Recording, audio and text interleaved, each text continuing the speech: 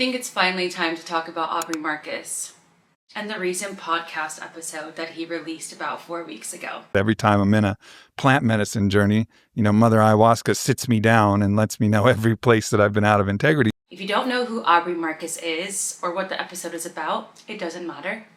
We will cover that theme very heavily right now. You don't have to watch the episode to understand the context. But what I want to talk about is the misuse of psychedelics and what happens when we take messages or guidance that come from outside of us, whether it be a psychedelic, whether it be a thought or a spiritual download, as Aubrey Marcus likes to refer to these thoughts to, or maybe they are spiritual downloads. I don't necessarily know that for sure, but regardless, the theme that we're going to look at is what happens when we don't use our own intuition and we take other things that come from outside of us at face value and guide our life according to that rather than our own inner intuition. And then I want to talk about how to discern between your ego versus your intuition, or even your ego versus your intuition versus a spiritual message or download. So if you're new to my channel, welcome. My name is Sarah Divine and this is my channel Feeling Divine, and if you're back, then welcome back. So normally I talk a lot about mental health and self-improvement. I kind of live in the health and wellness space. I'm an anxiety coach, but I do talk about psychedelics because it's such a big healing modality these days and it's becoming very popular. I've had my own experience with psychedelics. I've done ayahuasca, San Pedro, magic mushrooms, to name a few, and I used to rely on psychedelics quite heavily for my own healing, which I learned the hard way that psychedelics are a wonderful tool, but ultimately I do believe that we have everything within us to heal. If you want to hear more about my ayahuasca experiences, you can watch the video. I'll link it up here somewhere. And if you want to hear my take on how we can actually heal ourselves and why psychedelics might not save you, you can watch the video that I made about that up here somewhere. So let's talk really quickly about who Aubrey Marcus is. So Aubrey Marcus is seen as kind of like a wellness and spiritual influencer. He is, seen by some, I'm sure, as a spiritual guru. He has his own podcast. He's quite popular across all the social media platforms. He has his own businesses. He even has his own community. What is his community called? Doesn't matter. He's kind of had this reputation the last few years by some of being a cult leader, but I don't know if that was like the general consensus, but now it's definitely starting to seem that way. His background as it relates to this video is he used to be in a polyamorous relationship very openly and publicly, and that ended, and then he met his current wife Vailana, and he came out and said, I now am in a monogamous relationship and I advocate for monogamy. I wanted to vomit, I couldn't do it, but that doesn't mean that it's not possible to do. It doesn't mean that my failures mean that the whole construct is flawed, because I think the construct is beautiful. But for me, it was just too hard. This part is pretty important because he was very, again, open about being polyamorous. And then he did backpedal and say that, like, now I'm in a beautiful monogamous relationship. And he was very public about that. And many people in the spiritual community condone that. They love that. Many people believe in the divine or sacred union. So it's two people coming together to kind of evolve into the highest version of themselves and help each other do that. So there was a lot of positive feedback about that. Now, just recently, about 4 weeks ago, Aubrey Marcus releases an episode on his podcast. It's on YouTube. I will link in the description box if you want to watch it. Just beware, it can be cringy, maybe uncomfortable for some. I know it definitely was for me. And he has himself, his wife, and their new girlfriend, Alana, in this podcast episode. So he has backpedaled once again, and he is now in a throuple relationship. He actually says that this new relationship dynamic is or he's calling it radical monogamy. And this is just the name we're calling it, and that'll be a perfect time to go to the next. We've given this a name. We're calling it radical monogamy in the field of erotic mystics. So paradoxically, this is not about polyamory. That's the paradox. It's actually about radical monogamy, meaning deep, exclusive, lifelong, committed relationship. If you're just as confused as I am hearing that, then welcome. I think a lot of people are confused by that. It's like you're getting words and throwing them out there, and you're trying to give them a different meaning, seemingly to make yourself look better. But at the end of the day, words carry weight and they carry their definitions, and radical monogamy, by definition, would not consist of multiple people in a relationship. I want to make that a point because I want you to start getting an idea of who this man is and what he's doing. Disclaimer, this video is not about judging Aubrey Marcus or those three people and the relationship dynamic. Honestly, I think it's their own prerogative and they can do whatever they want.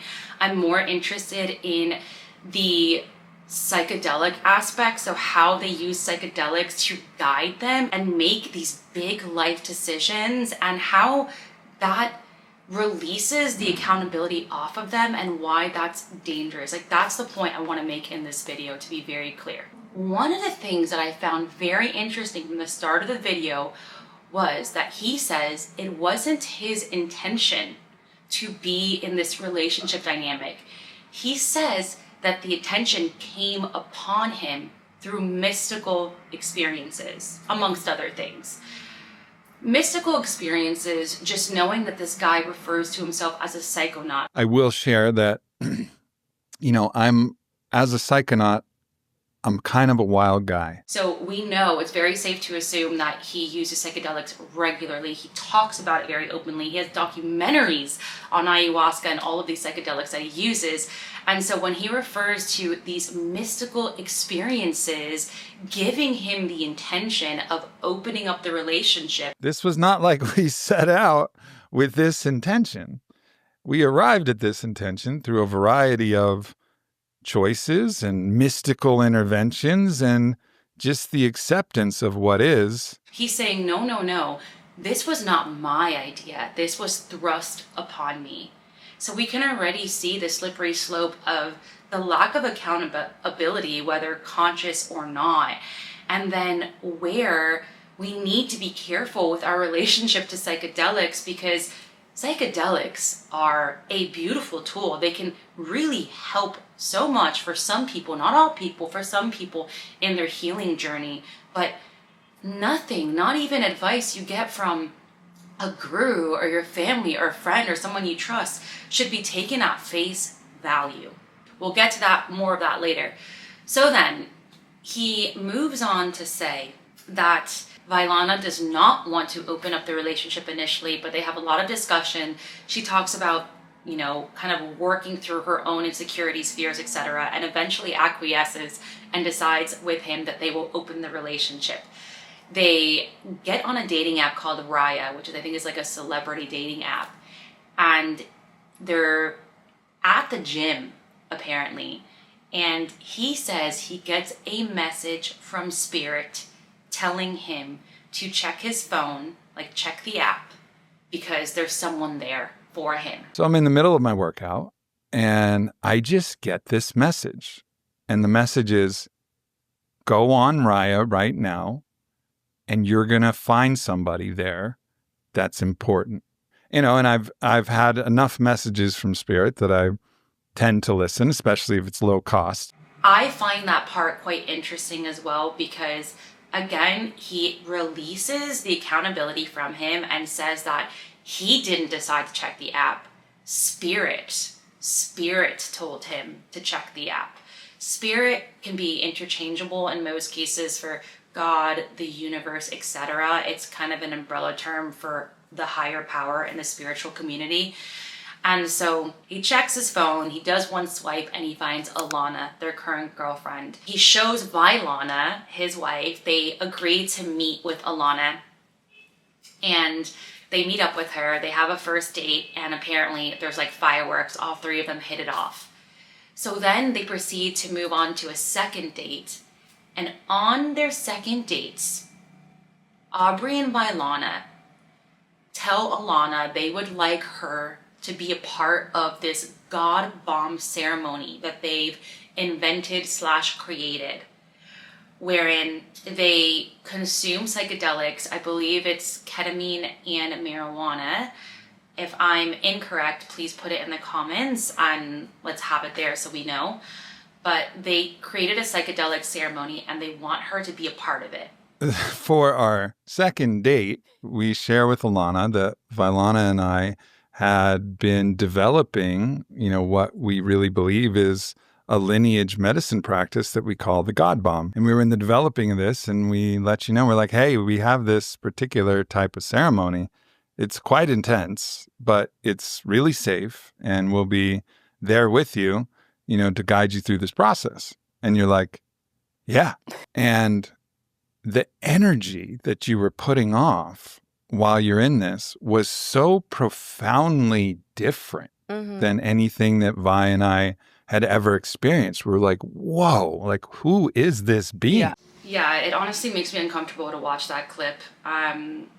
The way he talks about Alana, this new girlfriend, the way they both say that her energy was so profoundly different, or Aubrey Marcus says that, and his wife Vailana agrees.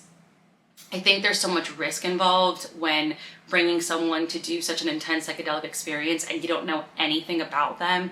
You don't know about the trauma they've experienced. You don't know about their past, any kind of pain they're holding on to, because when we do psychedelics, a lot of that comes up. We tap so deeply into the subconscious mind, into our spirit, all these things we're holding on to spiritually, mentally, emotionally, in our body, physically, and that can come up. And for some people, truthfully, it can be a scary experience. So you bring in this young woman into the ceremony, understanding that risk, but doing it because you want to see her energy. And I think, quote, he says something like, expand their consciousness together.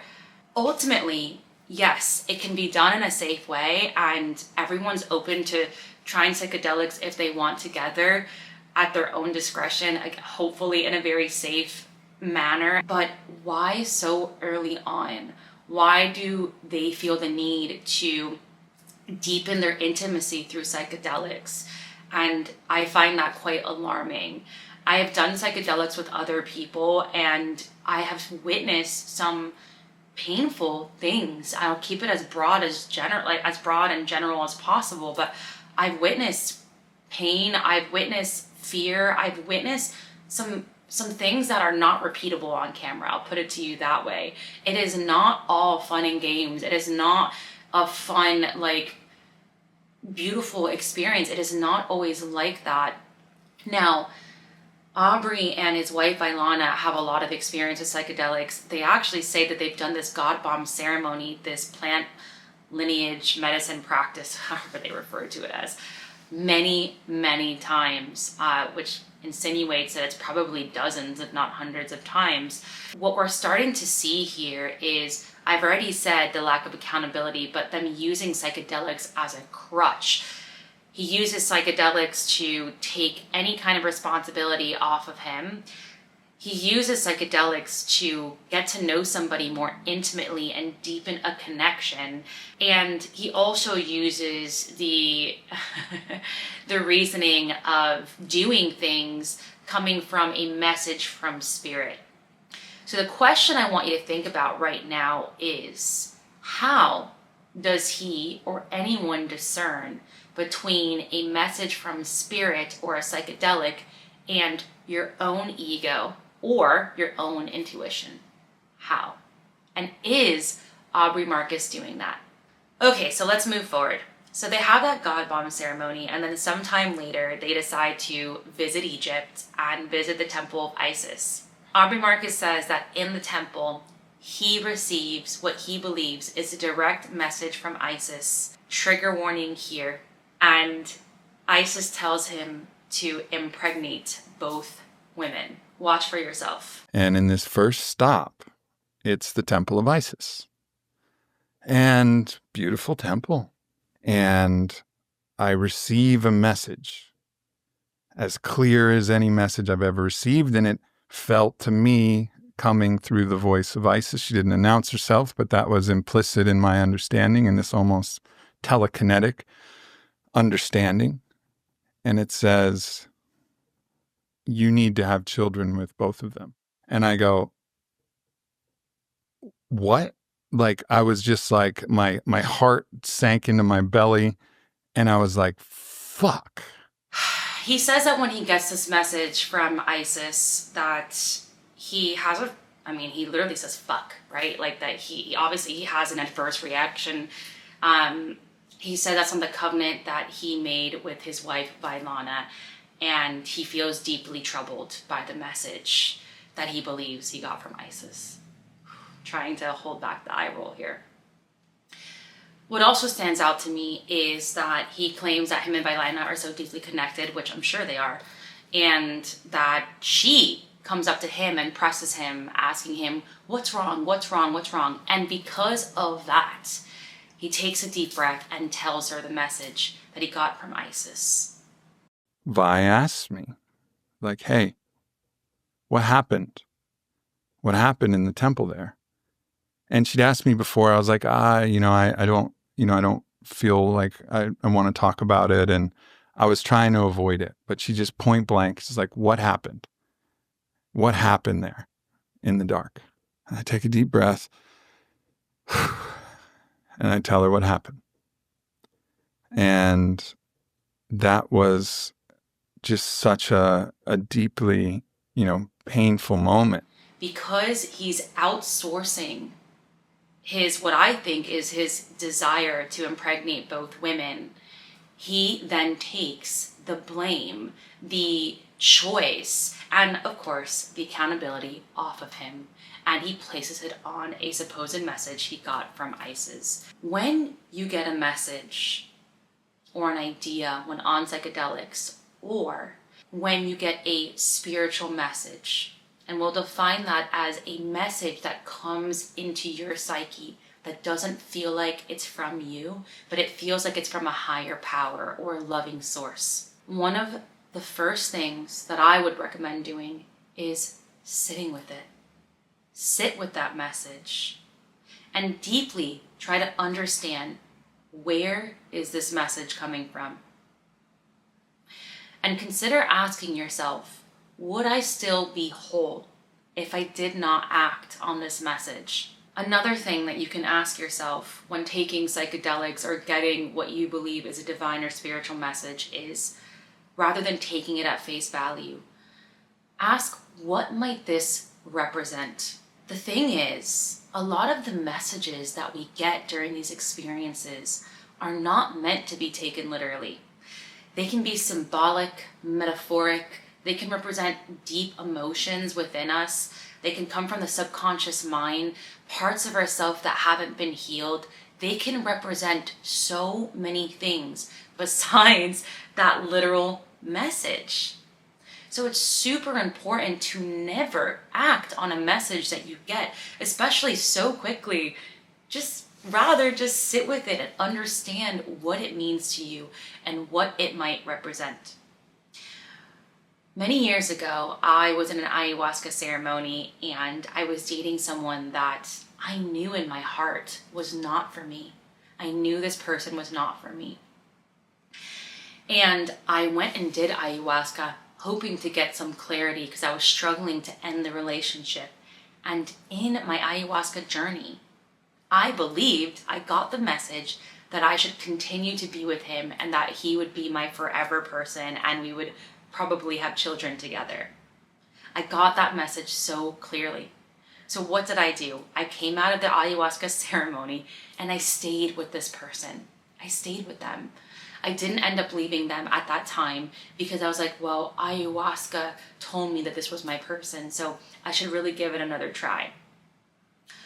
We lasted, I think, another 2 or 3 months after that ceremony before I realized that I didn't give an F. What I saw in that ayahuasca ceremony, this was not my person. And I broke up with them.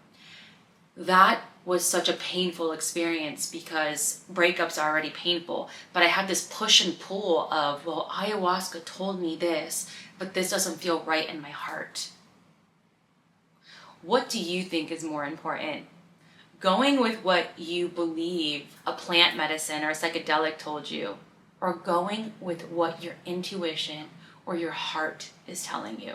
Looking back at that experience, that message that I received from ayahuasca was symbolic.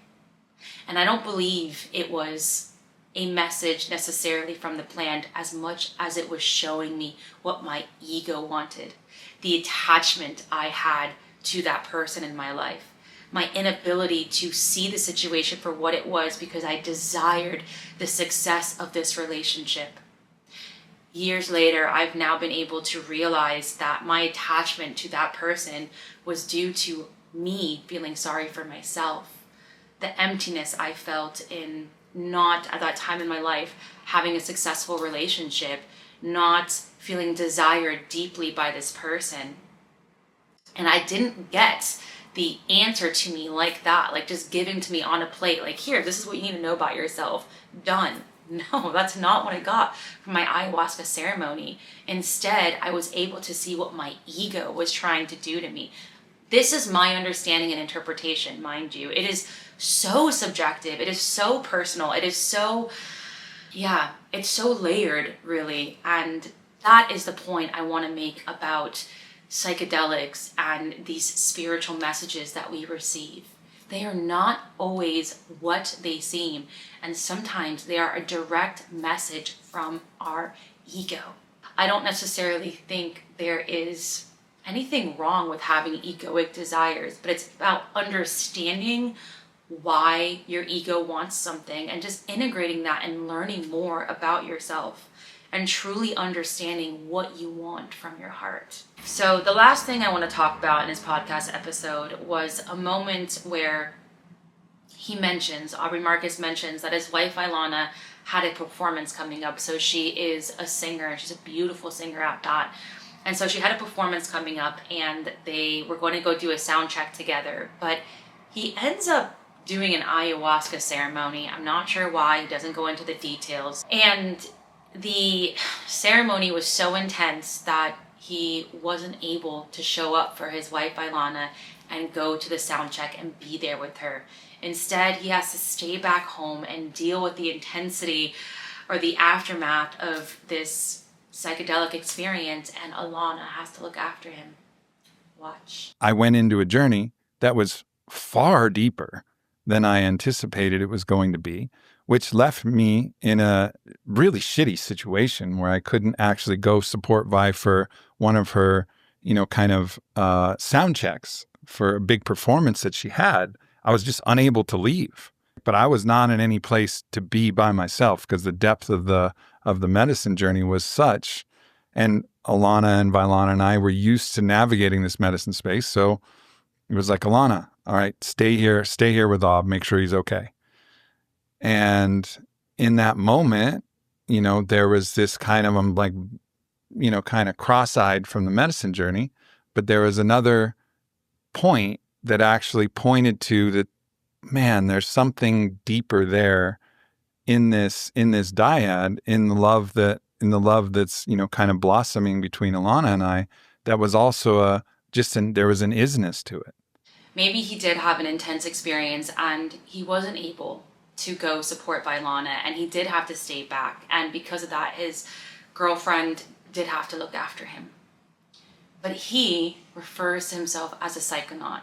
He openly tells his audience that he does psychedelics frequently. Don't you think that he would know what to expect when he's coming down from ayahuasca, from any strong psychedelic? Don't you think he would understand the possibility that he might not be able to support his wife or someone he loves in something so big and meaningful to them if he takes a psychedelic that day or around that time? I mean, I'm sure he knew of the consequence of what he was doing, but I think what we're seeing here is someone that has gotten into the habit of leaning into spiritual messages, psychedelics, plant medicine so heavily that it has become an identity, and he may have lost the ability to think for himself. There's a lot of debate as to whether he's doing this consciously or subconsciously, but I will weigh the possibility that he's doing this subconsciously, that it has become an identity. It's become part of who he is. And that is what I think is the danger of taking psychedelics too frequently or relying on them or even taking them full stop. Psychedelics are a medicine. They can be extremely medicinal, but when they're used the wrong way, they can be harmful. It is so important to use them with love, to use them consciously, to use them extremely intentionally, and remember that you are so powerful. You can make decisions on your own. You know what's best for you. Yes, there are people and things that can help you on your healing journey, that can help guide you. Sometimes we get phenomenal advice from people we love, and sometimes the tools that we use, whether it be psychedelics or a really informative book or a therapist or a coach or whatever it is, can help you. But ultimately, nobody can make you put on your shoes and walk the path of healing and walk the path of making decisions for yourself. That is still ultimately up to you. And all the things that you use on your journey for making decisions, especially big life decisions, should be a tool, but not your source of truth. Your source of truth is right here. Now, I want to close this off by saying this. Whether you're getting a message from a psychedelic experience or what you believe to be a spiritual message, or maybe you just have a thought and you want to be able to discern between your ego, an intuitive thought, or one of these messages that are coming from outside of you. Here's a few things that you can ask yourself to help you better understand where this message is coming from. Does this align with my values and my own sense of truth? If I were to act on this, do I think this would feel empowering, loving, and kind? If I never acted on this, would I still feel whole? Ask yourself these questions, journal, go for a walk, and take your time. Trust yourself.